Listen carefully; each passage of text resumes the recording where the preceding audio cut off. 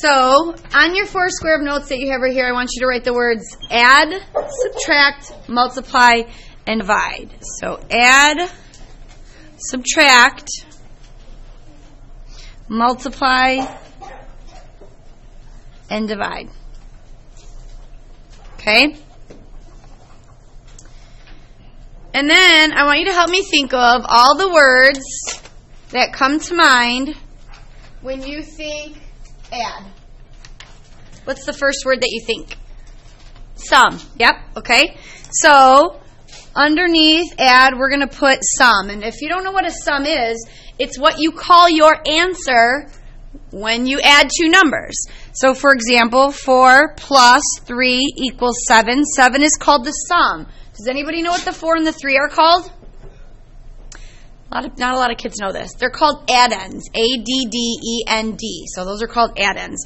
So the 4 plus the 3 added together give you 7. 7 is called the sum. So let's just keep going. If you want to do, I have a couple things that are color-coded if you wanted to get 3 or 4 different colors. So what is the equivalent, what is the answer called when you subtract 2 numbers? It's called the, not the sum, but the, anyone? Difference. Thank you, Kenny. Difference. Okay, so in 7 minus 1, 6 would be considered the difference because it's the difference basically on a number line between 7 and 1.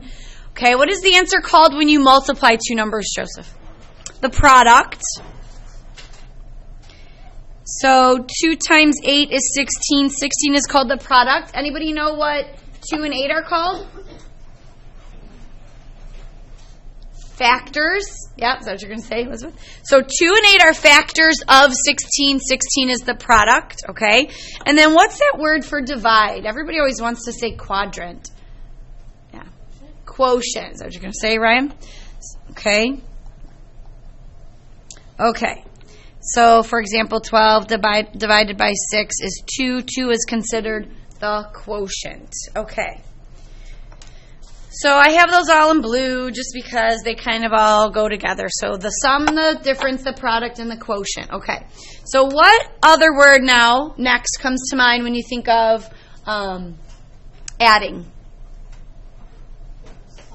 Yep, a plus. Okay. So plus means add. So let's go with this. What would mean subtract? Minus. What would mean multiply? Times. Or multiply, right? And then, this is kind of divide, right? Plus, minus, times, divide. Okay. Now let's just stick up here for a minute with the adding and the subtracting. Okay, I'm going to write one that you're going to see. And it's called more than. So what do you think the subtract version of that would be? Less than. And it's THAN because you're comparing things. Then this means time. All right. So what if I took something and increased by? The opposite of that would be, for subtraction, mean decreased by.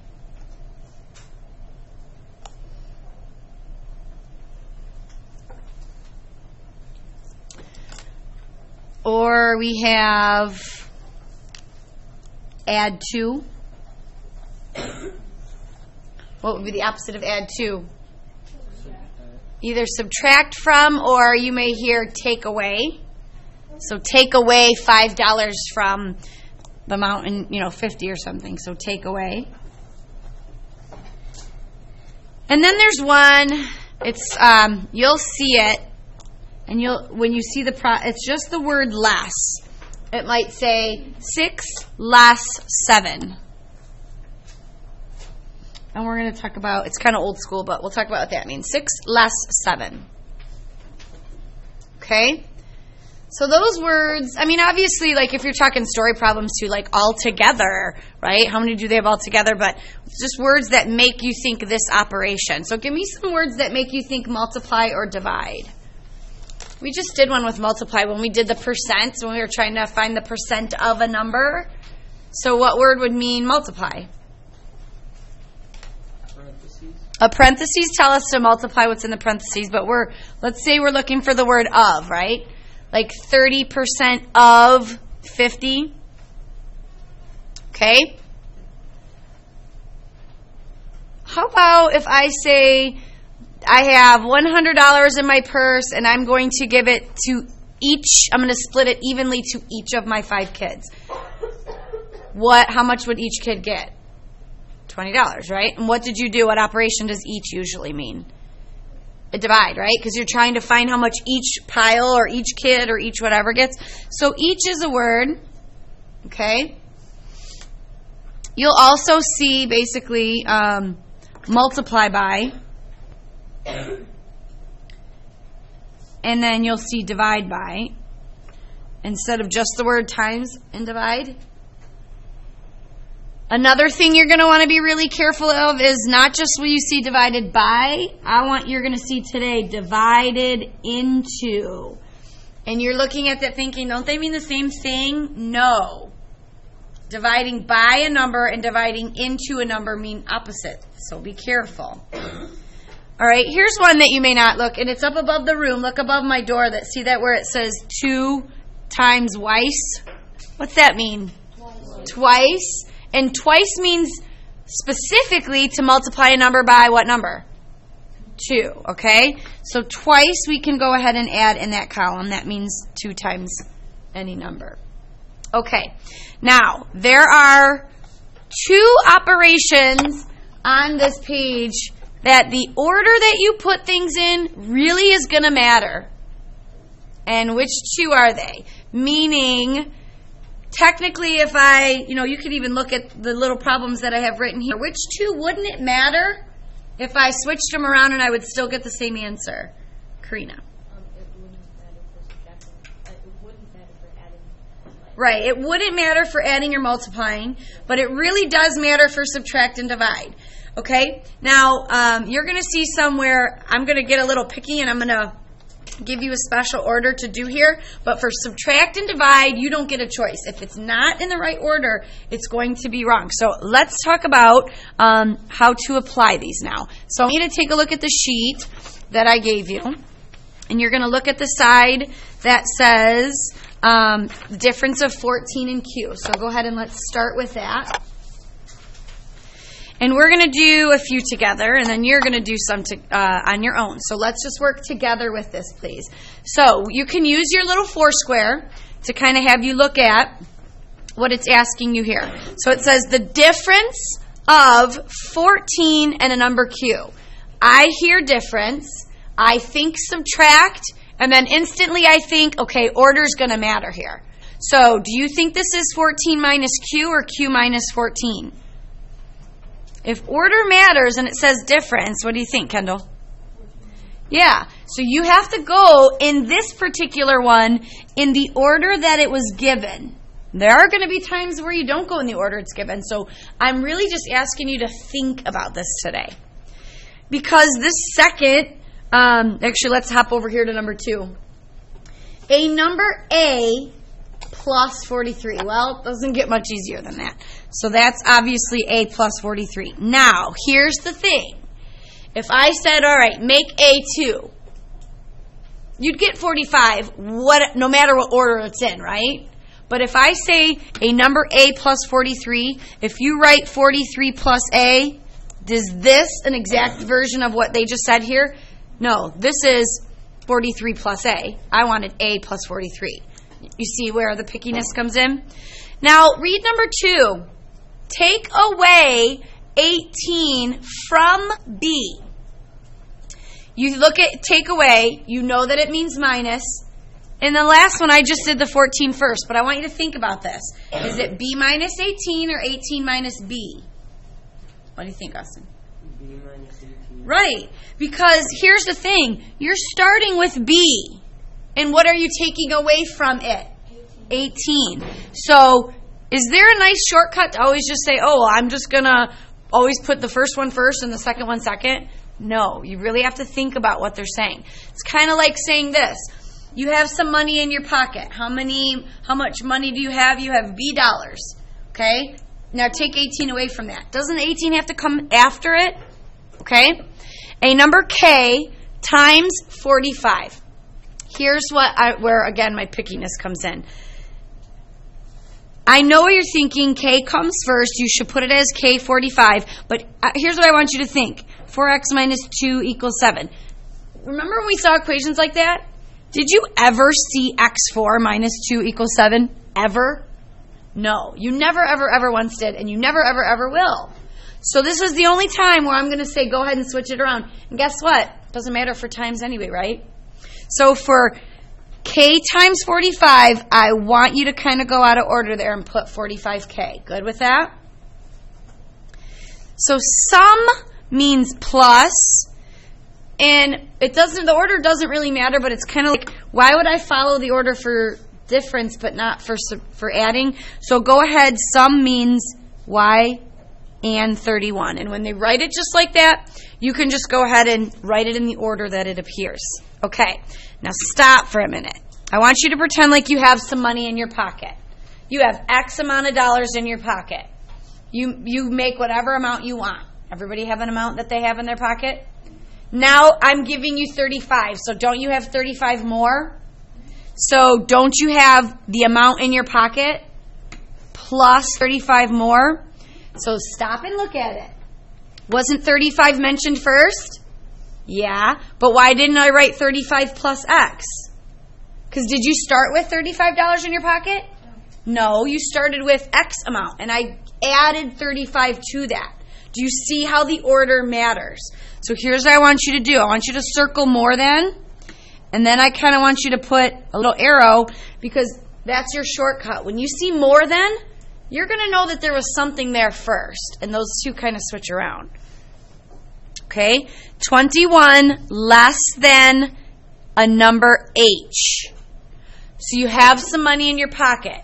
Then I walk up to you and say, hey, give me $21. So is this 21 minus H or H minus 21? Yes, very good. You want to see how I write it? I go like this. I like to write it as I read it. So 21 less than, I write that first so that I don't get confused. If I don't write it that way, I'm like, okay, which one goes first? So that means to me 21 less than. Then I go back and I read, what was it less than? H. Okay? However you want to do that. How about number 8? R multiplied by 23. 23R. Please don't put R23. Subtract 7 from C. Good. It's C minus 7, right? Not 7 minus C. Here's me taking 7 away from C. Add 8 to a number P. What do you think that one is? I have P dollars or whatever, and I'm adding 8 to it. So be careful with that. Here's another one. The product coefficient goes first, then your variable. All right, let's read number 12 for a minute. So please don't move on together, or let's stay together. I'm taking 29, and I'm decreasing it by M. How much are you starting with? How much money is in your pocket right now? 29. And you're decreasing that amount by M. So that one is 29 minus M, okay? Try to look at number 13 and see what you think that is. Less than. Hello. Yeah, absolutely. I'll send her right down. No problem. Bye-bye.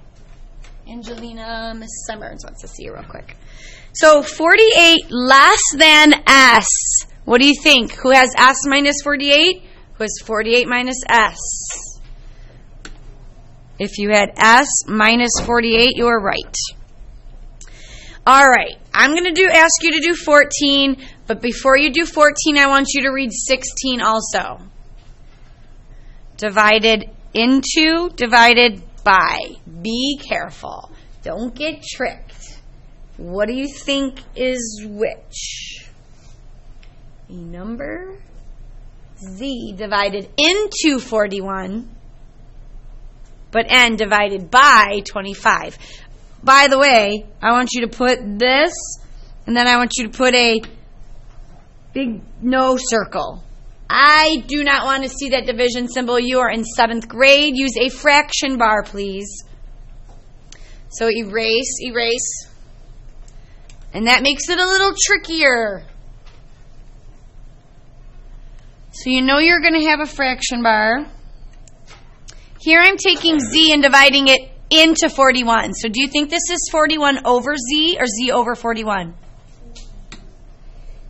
There's my 41, and z is going into it. So you should have 41 over z.